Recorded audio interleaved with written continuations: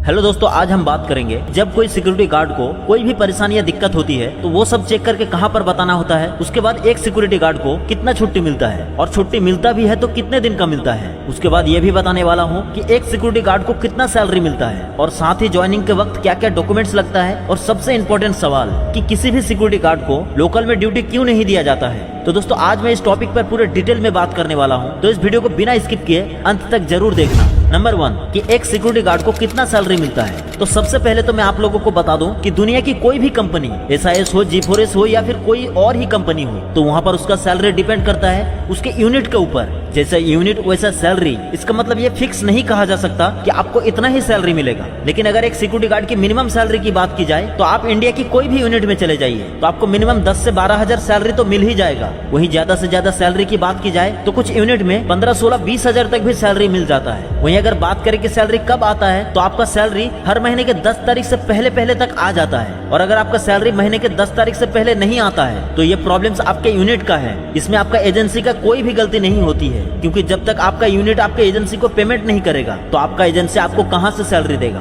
और सच कहूं तो ऐसी सिचुएशन बैंगलोर जैसी बड़े शहरों में मैं 4 महीनों तक खुद फेस किया हूं। नंबर 2 एक सिक्योरिटी गार्ड को कितना छुट्टी मिलता है। तो देखिए, सिक्योरिटी गार्ड को 2 तरह के छुट्टी मिलते हैं। एक होता है नॉन पेड लीव और एक होता है paid leave. Non paid leave यानी अगर आपको 12 घंटे का ड्यूटी मिलता है तो उसमें आपको ऑफिशियली कोई भी छुट्टी नहीं मिलता है। लेकिन अगर आप छुट्टी लेते हैं तो आपको छुट्टी दिया जाएगा। आप जितना भी लेना चाहे वो ले सकते हैं। 2 दिन, 3 दिन, 5 दिन, 20 दिन या 1 महीना भी आपको छुट्टी मिल जाएगा। लेकिन सिर्फ आपको उसका पैसा नहीं मिलेगा, क्योंकि आप महीने में जितने दिन भी ड्यूटी करेंगे उतने ही दिन का आपको सैलरी मिलेगा। जैसे कि यदि आपका 30 दिन ड्यूटी करने में आपका 15,000 बनता है और उसमें से भी अगर आप 10 दिन भी छुट्टी ले लेते हैं तो उससे आपका 5,000 सैलरी कट जाएगा। मतलब कि अगर आप 20 दिन ड्यूटी किए तो आपको सिर्फ 10,000 ही सैलरी आएगा। इससे आप लोगों को ये बात तो समझ में आ गया होगा कि आप जितने दिन ड्यूटी करेंगे उतने ही दिन का आपको सैलरी मिलेगा। दूसरा होता है पेड लीव। तो इसमें क्या होता है कि किसी भी यूनिट में जो क्लाइंट का सुपरवाइजर होता है तो उन लोगों को आपका प्रॉब्लम्स वगैरह सुनाने में आपको छुट्टी दिया जाता है और ये पेड लीव होता है। इसमें आपको जितने दिन का छुट्टी दिया जाएगा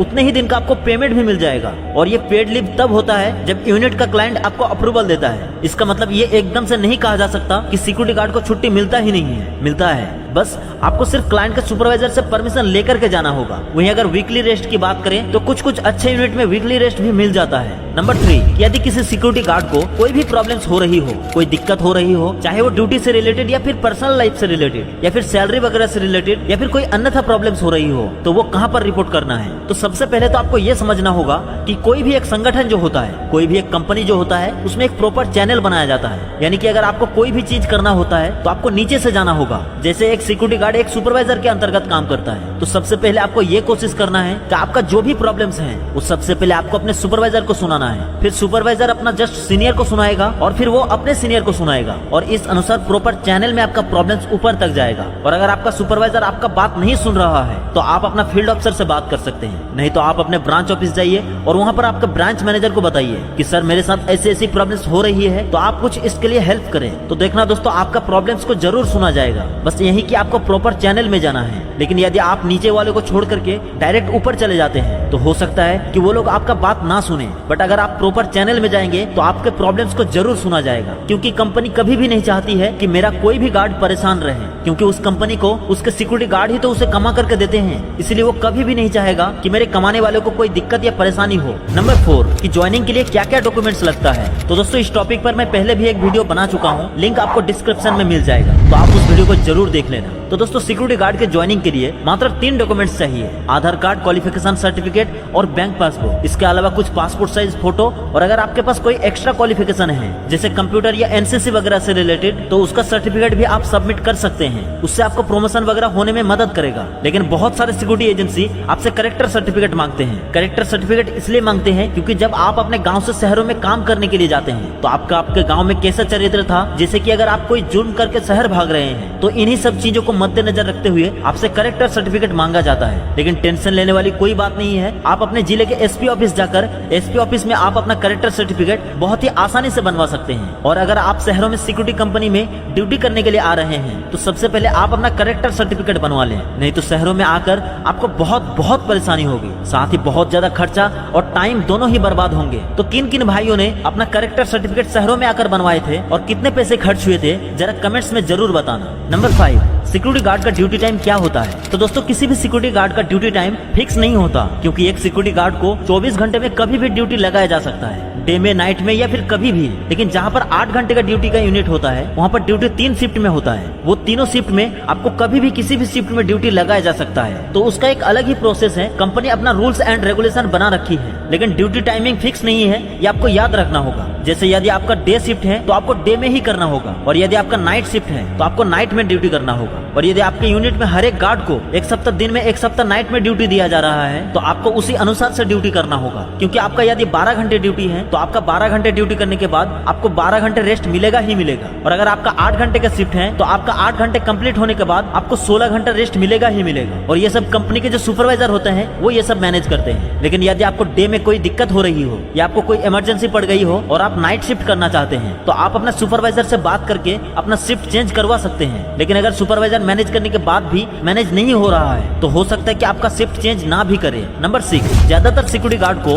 लोकल में ड्यूटी क्यों नहीं दिया जाता है। तो दोस्तों ऐसा नहीं है कि किसी भी सिक्योरिटी गार्ड को लोकल में ड्यूटी दिया ही नहीं जाता, दिया जाता है। लेकिन ये भी सही है कि इंडिया में ज्यादातर सिक्योरिटी कंपनी किसी भी सिक्योरिटी गार्ड को लोकल में ड्यूटी नहीं देते। इसके पीछे एक बहुत बड़ा रीजन है। तो एक्चुअल में होता क्या है कि एक सिक्योरिटी गार्ड का काम क्या होता है कि किसी संपत्ति का सुरक्षा करना, चाहे वो जिस भी प्रकार के यूनिट हो उसे बिल्कुल सेफ रखना, और यही एक सिक्योरिटी गार्ड का दायित्व होता है। अब ऐसे में होता क्या है कि यदि एक लोकल गार्ड को वहाँ पर ड्यूटी दिया जाता है तो ऐसे में बहुत बार देखा गया है कि वो लोग कुछ कुछ जगहों पर अपना गैंग बना लेते हैं अपने ही लोकल साथियों के साथ और चोरी वगैरह घटनाओं को अंजाम देते हैं। और ये हाल फिलहाल में भी एक घटना देखा गया था। तो जिसके कारण कंपनी ये चाहती है कि हम किसी भी सिक्योरिटी गार्ड को एकदम सबसे नजदीक में ड्यूटी ना दें, क्योंकि इससे गैंग बनने में और इन सब चीजों का खतरा कम हो जाता है। वहीं अगर गार्ड को कुछ दूर भेज दिया जाए तो उनके लिए वहाँ पर सब लोग अनजान होते हैं। तो ऐसे में हर एक गार्ड यही सोचता है कि अपना किसी से क्या मतलब रखना, बस अपना ड्यूटी निभाते रहो। तो यही एक मेन फैक्टर है कि लोकल में किसी भी सिक्योरिटी गार्ड को ड्यूटी नहीं दिया जाता है। लेकिन ऐसा नहीं है कि बिल्कुल दिया ही नहीं जाता, कई जगहों पर दिया जाता है। बस